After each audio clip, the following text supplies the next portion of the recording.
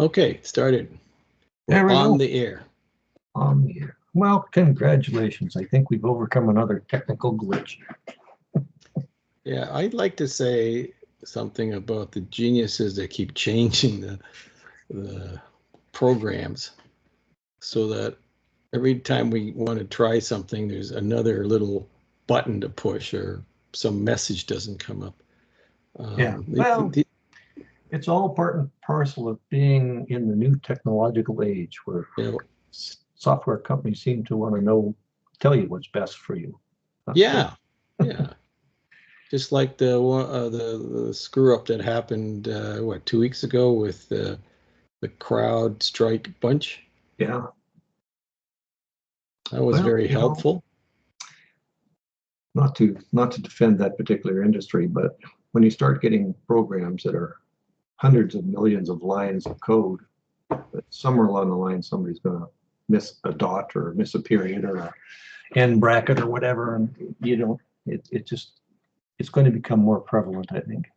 Yeah, well, what was particularly prevalent for us that day is that we went to our ATM and couldn't take money out because that particular bank was down and it was for the day. And I kind of wonder too if that's little things that you don't know. Like how often do I go to an ATM? Well, as long as my debit card or my credit card works, that's fine. But is there residuals? We'll find out down the road probably.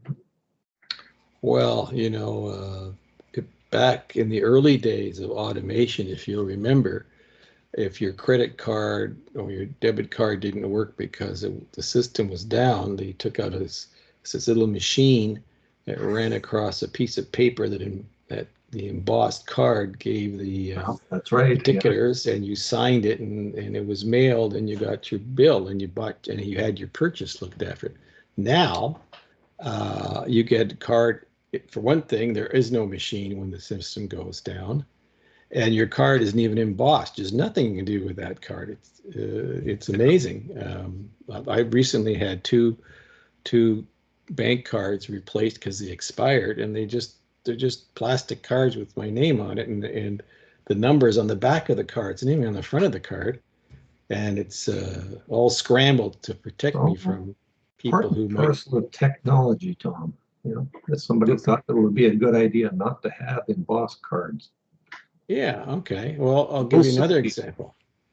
We were in a grocery store on Friday, and we tend to have brownouts every so often because our grid system is right up to date. So we're in the grocery store, superstore, big store, and halfway through what we're doing, the place goes kaput, and the emergency lighting comes on, and you're wandering around literally in the dark because these big box stores have no windows, right? So you're kind of feeling your way around the aisles. And so we were at the back of the store where the meat counter was, and the guy who looks after it comes out and he says to my daughter and I, "You better head to the cash." Why? He said, because there's only about 10 minutes of backup power in each of those terminals, and when that's gone, they That's it. close down the cache, and you have to leave the store. And whatever you wanted to buy, you can't pay for it because there's no way to record it.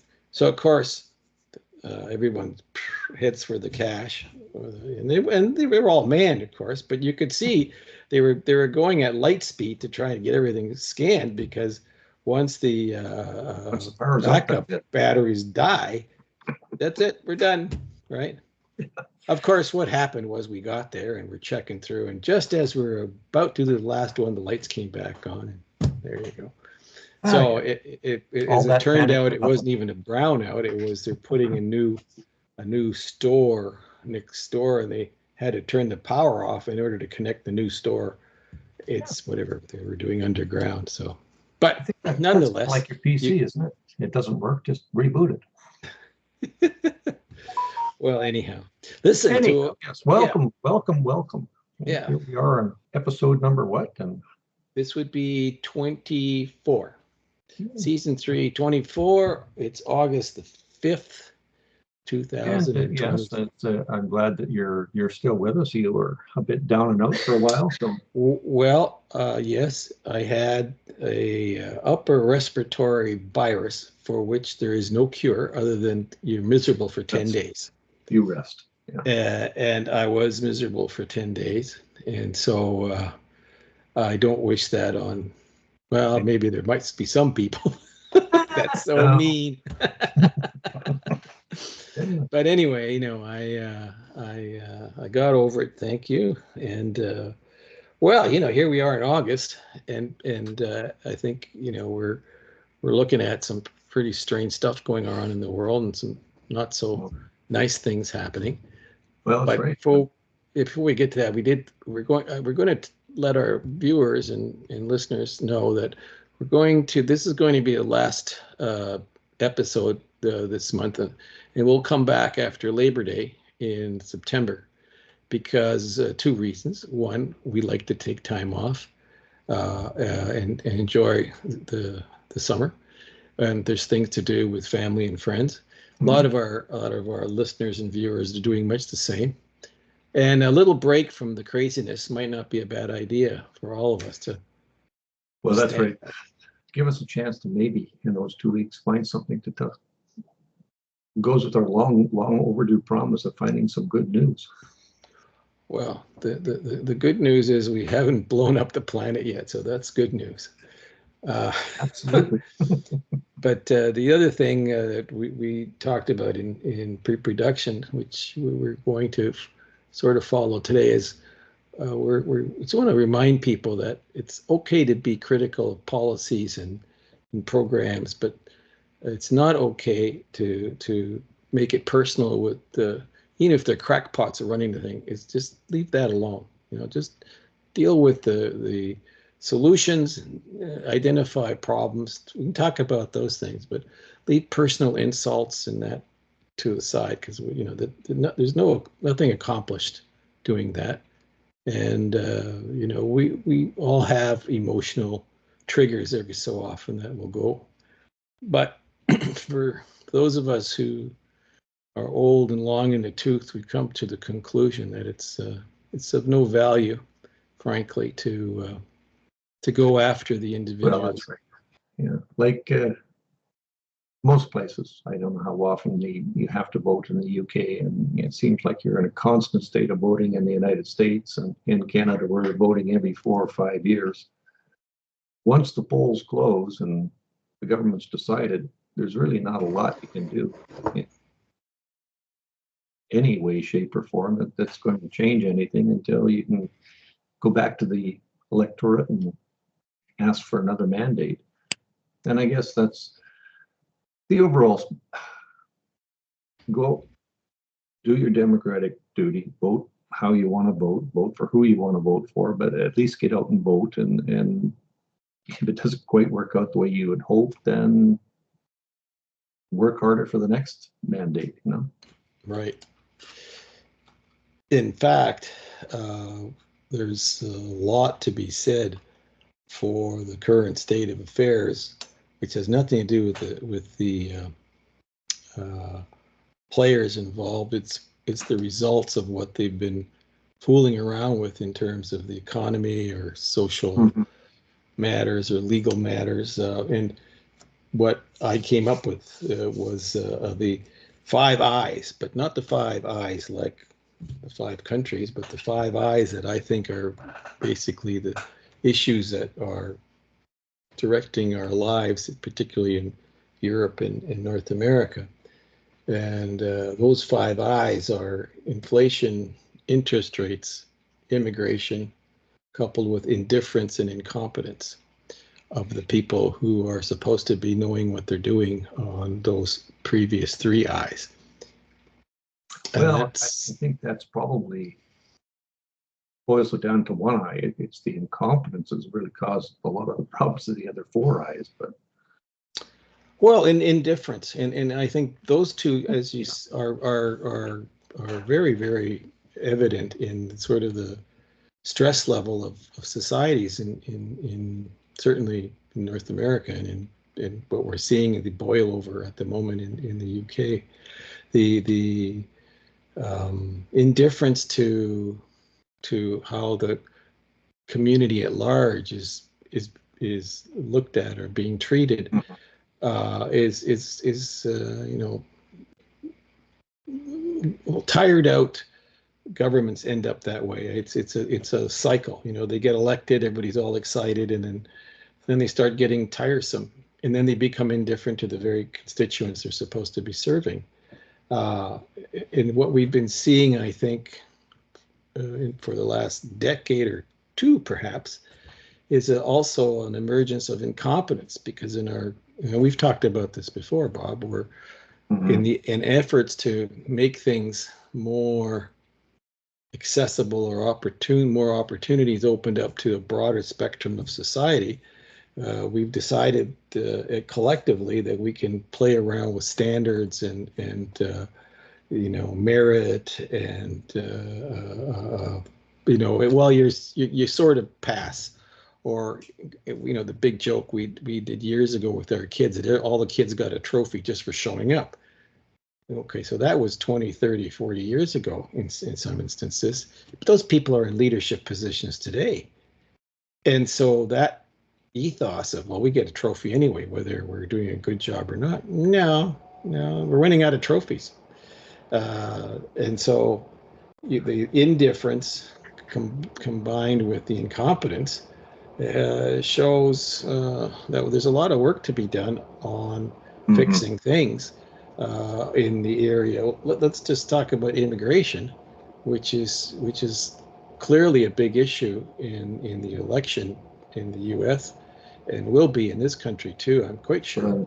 That's right, and even in Europe too, with the. Oh, yeah, and let's start off with immigration is a good thing. We all agree that if it's run properly, and the screening is done properly, and the vetting is done properly, and the selection is done properly, these are similar but different in their meanings. Everybody, and you have to ensure that the host community has the capacity.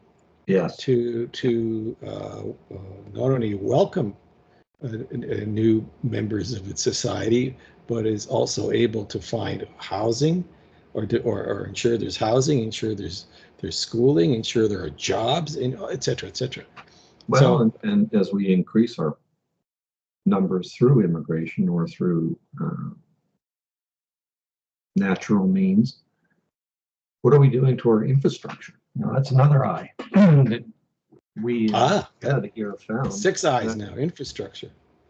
And we found a massive hole, particularly for the people in Calgary, where part of their infrastructure virtually shut down the city for almost a week because of a failing infrastructure.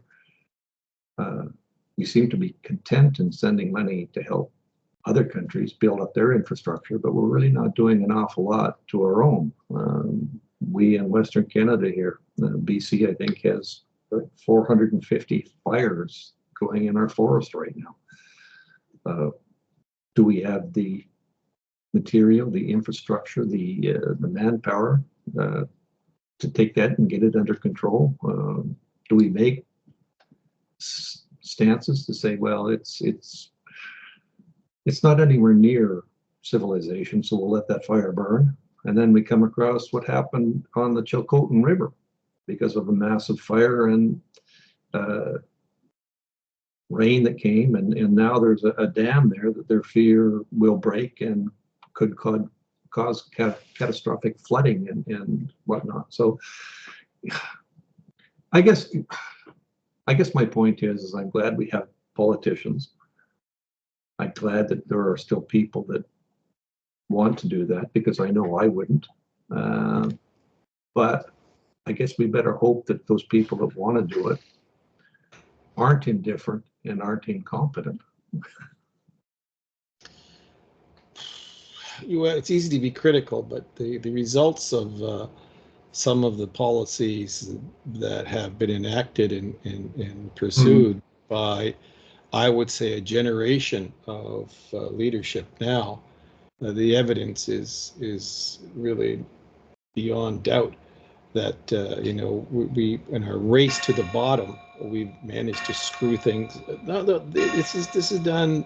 It's not even done on purpose. It's been done because if everyone was too um, compliant with not saying anything. I don't want to hurt anybody's Complacent. feelings. We've been driven by emotion for so many issues, scientific or cultural or political or legal, you name it. Well, how will they feel? Well, this is akin to the same business of everybody gets a trophy. Now, everybody doesn't come to the table with the same skills. Everybody doesn't come to the table with the same education. And so to try and make all this equal is impossible. It's just no, there's not, there'll always be people better than the next person at whatever it is that we're talking about in Well, that's right. terms of culture, science, athletics. I mean, can you imagine if the same silly approach was taken to professional sports? you know, if you're not a very good baseball player, you get 5 strikes. Everybody Mm. else gets 3. Like, this is precisely the kind of crackpot approach to running anything Well, ends up being. I mean, it's just I guess the I same guess as. I'm sorry. Go ahead. I was gonna say you could make that akin to your isobars on a map. Yeah, you can draw. Everybody has a 5, but it's not a perfect circle. There's always bumps and dips and Well, exactly. oh, And so here you and I are musing about this, but it's precisely the this kind of crazy ideological approach to stuff that has landed us in situations where there are fires in forests because someone decided we shouldn't cut down trees because that's going to hurt the trees or hurt my feelings of people who live there, except that those trees need to be cut down and fire roads have to be put in because if you have a lightning strike, never mind an arsonist, you got to be able to get to that thing. yeah, Or if you're going to have a national forest that's not tended, don't allow people to build houses in there because if there's going to be a forest fire, you're not going to get to that house. It's going to be burned down. yeah. So, these are such sort of common sense things that we have for now, I would say, a good number of decades, incrementally, you know, have avoided uh, doing hard things. And sometimes Well, tough that's true. decisions require tough, tough people, and we don't like to or have not wanted tough people involved in making tough decisions because it's going to hurt your feelings. Well, okay, if you have a dam that breaks down because you hired an incompetent engineer to build it, who got a D in engineering, but that's okay. We hired that person because we want to make sure everybody gets a chance to be an engineer. Problem. Well, that's true. And you got to sit back and think that does that fall under incompetence or does it fall under indifference or is it a combination of the two? Uh, Well, the chickens always come home to roost, is the old saying. Uh, well, uh, look at the interest rates that are in Canada. They've dropped them by two basis, 3 basis. 2 basis points, so a 0.5% twice. We're the only G7 countries done it. It hasn't impacted a bit because the face of all is too small and the debt is too great.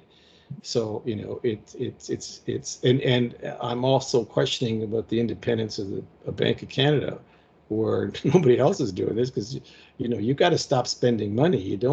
You can't artificially do this. Well, they're trying. So interest rates are still high. The price at the pump is still the same or more. The price at the grocery store is definitely more. I think I was telling you earlier that I'm paying $60 more per quarter for my garbage and water bill to a municipality. which for the 5 years I've been here, the actual consumption of water and garbage has not changed. Only two of us live in this house, and the actual cost of the service is almost identical to what it was 5 years ago. 5 years ago, I was paying $200 per quarter for the service, and now I'm up to $420.29 per quarter, and it's all because of various fees that have been in. These are taxes. I don't care what you call it. So, again, this is indifference to the people who are paying the bills. And this is small town, I won't call it corruption, but just small town incompetence, okay? Well, it goes down to a point that we become addicted to taking money from somewhere else to pay for something that somebody's big idea or bright idea or thought it might have been a good idea. It goes back a bit to what we were talking about before with the politician. I sure hope that that particular dam doesn't break. We know it's going to go, but it better not happen on my, or at least I hope it doesn't happen on my watch. And you can only play that game so far until it becomes, well, Tom was in charge 10 years ago. He should have looked at that. Well, unfortunately, you're the guy sitting there and you're the guy that's now saddled with the fact that you have to do something. You can blame, you can deflect, you can do whatever you want. But in reality, that comes back to what we're talking about with our five eyes. It's a bit of incompetence, or is it just indifference? Yeah, and I think in the next couple of weeks, while we take a little hiatus from these enormous questions that need to be answered, for which actually we don't have the best solutions, because they're so complex. But some of the things are easily dealt with by simply saying, no, we're not going to spend the money, or no, we're not going to approve this, or we're just going to stop and give some consideration to what it's going to cost downstream for the next generation. Well, and again, coupled with that, we've got this whole thing of yes, no. Nobody likes yes, no. Nobody really wants to. Everybody wants to have somebody who's going to take charge, but we have people who are afraid of taking charge for fear of offending, a fear of non-inclusion. But the reality is that we're not going to be able to please everybody all the time. I think that's the key, Bob. We've been trying to do that as collectively as a society, and the leadership that has evolved over the last generation or so, not to make the hard choices. But just to stay on some ideological path, and it really is irrelevant, what group is in charge. It's the ideological path that they get on, and they will not deviate until they run out of runway, so to speak. And I think the length of the runway that we are now faced with, in terms of the economy, social cohesion, just overall well-being of society, it's pretty short. What's happening right now in the UK, and it started over the last week or so, I think is a warning to everybody. You better smarten up, and you better come to grips with what happens when the underclass, the people who think that they've been hard done by, basically boils over. And let's not be condoning anything going on there. Marie Antoinette. Pardon me? Didn't work out well for Marie Antoinette. I know, or her gang either. But you don't wish this on anybody. But the problem is that if you try and solve a situation that you've created with the same solution that created the problem in the first place, that isn't going to work. When I hear that you can fix the economy by printing more money and put more money in people's pockets, that is patently stupid. But unfortunately, A large percentage of the population believes in that. Well, coupled with your analogy of the runway, we've been extending the runway for the longest period of time. And at this point, I'm not 100% sure we've had the best people to extend that runway to do it properly. Are they putting down the proper bed material? Are they using the proper mix of concrete? Are they? And the answer good analogy. It's no. Yeah, and when you run out of runway, you crash.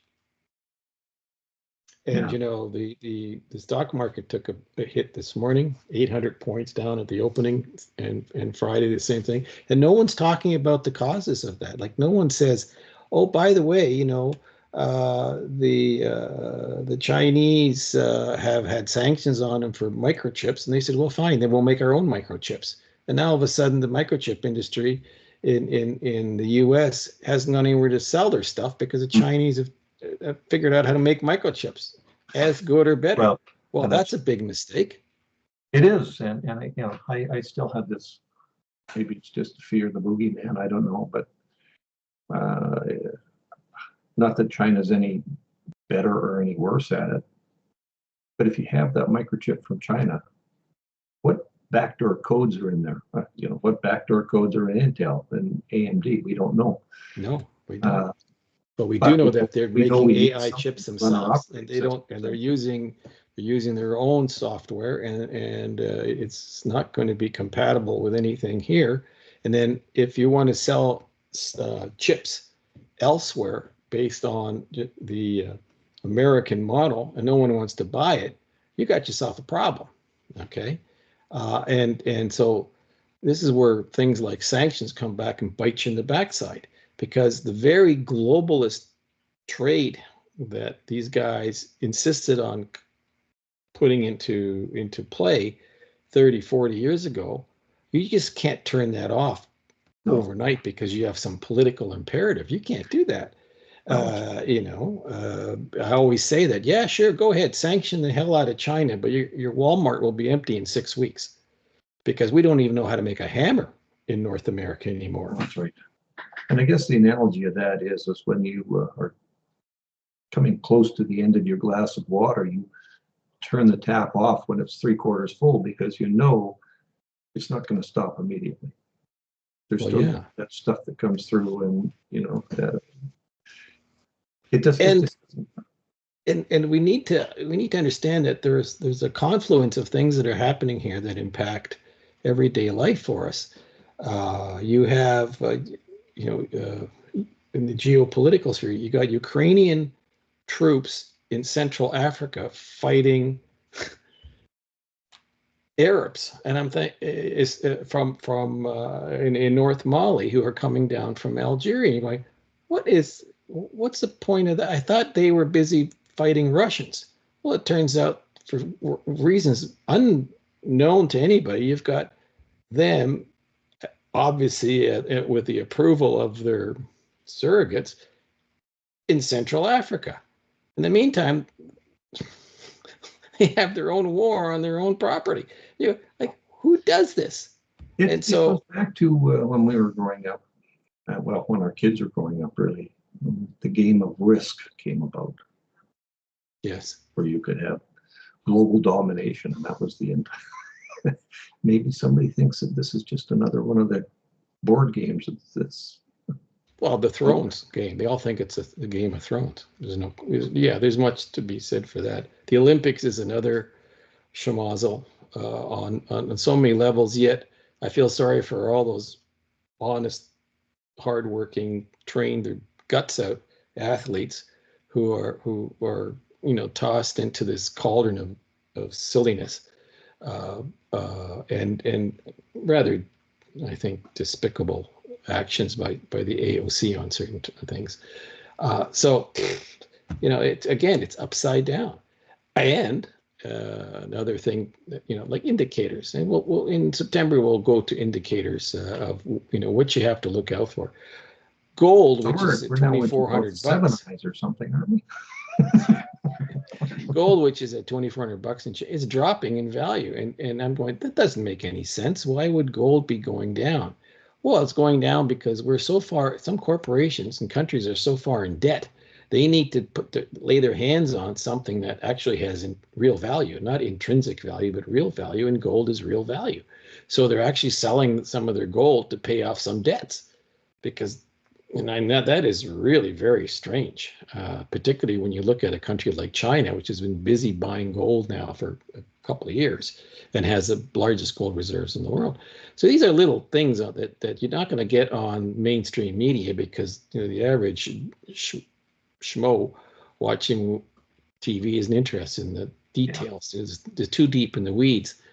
But we have the luxury of doing that here, and you go, the folks who are indifferent and incompetent, do they realize that there are things happening? And finally, the last point that I want to sort of touch on is we have a tendency to believe in our bubble, because we all live in bubbles, that we have control over everything, and outside of our bubbles, everyone is worried about the same things we are. Nothing could be further from the truth. The things that we find important in Western society is of no interest to people in Africa or in South America or in China or in East Asia or in India. They don't worry about stuff like that. They just, they're going on with their lives and working hard to, become a first world country and not a developing country.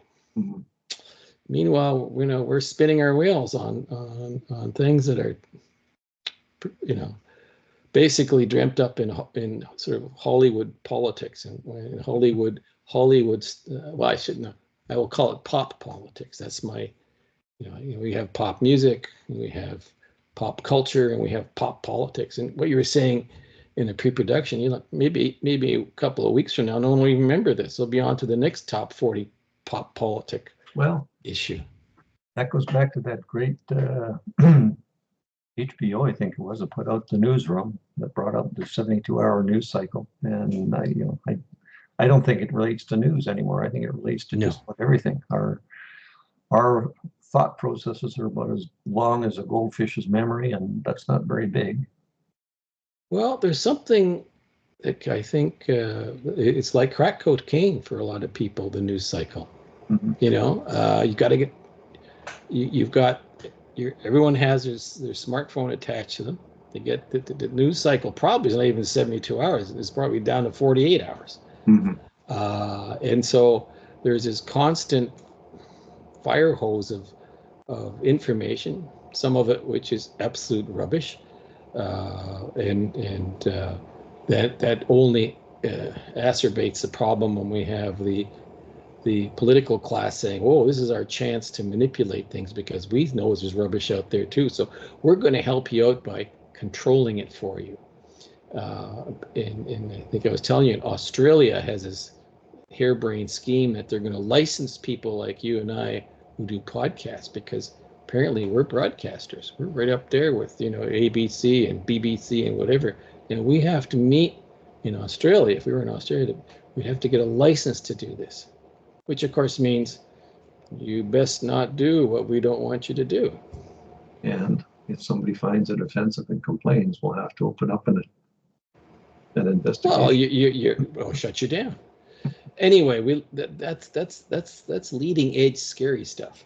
But we'll deal with that eventually. In September. Yeah, we'll cross that bridge when we get to that river, if the bridge is there. Yes, and if there's a fork in the road, well, we'll have to make that determination. We'll take the turn less traveled. Yeah. Well, we're at 30. Go where no one has gone before. Hey, that sounds pretty original. Duh. Yeah. Well, we're at 34. We got a minute to go here. All right.